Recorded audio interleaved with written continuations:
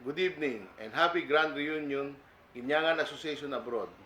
I am deeply honored being invited as guest speaker of tonight's gathering and dinner dance at Gold Coast Hotel and Casino in Las Vegas.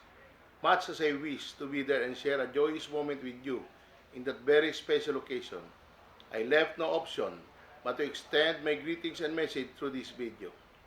Before I proceed, let me thank each and every one of you, my dear kababayan, the officers and members of GAA, especially its President, Mr. Florentino Totoy Tupas, for your unselfish efforts and great contribution through various donations and projects beneficial to our beloved town and fellow Ginyanganen.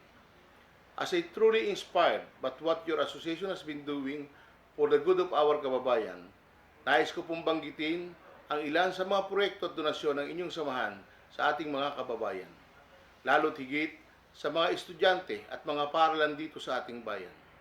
Mga school supplies and uniforms, TV sets, karaoke and sound system para sa audiovisual needs ng mga estudyante, school chairs, electric fans, musical instruments for different schools, at ang isa sa pinakamalaking proyekto ng GAA ay ang construction ng estate ng Ginyangan Elementary School covered court, na hindi po lamang Ginyangan Elementary School ang makikinabang sapagkat ito po ay district covered court na pakikinabangan ng lahat ng mag-aaral at guro na dito sa ating bayan.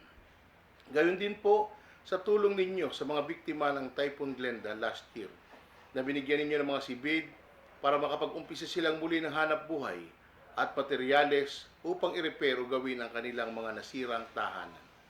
Nawa po ay huwag kayong magsasawa sa pagtulong sa ating mga kababayan.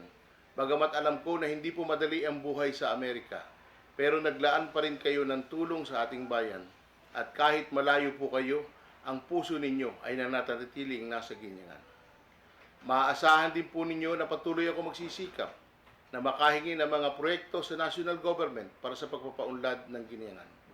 Nais ko rin po kayong anyayahan sa taunang pagdiriwang ng Gayang Festival every June 20, kung saan isa po sa highlight ng activities ay ang kumustahan ng balikbayan sa daungan na sinimulan po nitong nakaraang Gayang Festival 2015. At bilang ama po ng ating bayan, ipinaabot ko po ang walang hanggang pasasalamat sa GAA sa lahat ng naitulong ninyo sa ating mga kababayan. Ladies and gentlemen, take a grasp of what I have earlier mentioned, for I know that you also miss our beloved town. Kindly view some photos, slideshow, and video clips representing important events, projects of GAA, programs and activities recently held in Ginyangan. Once again, thank you, mabuhay ang Ginyangan Association Abroad.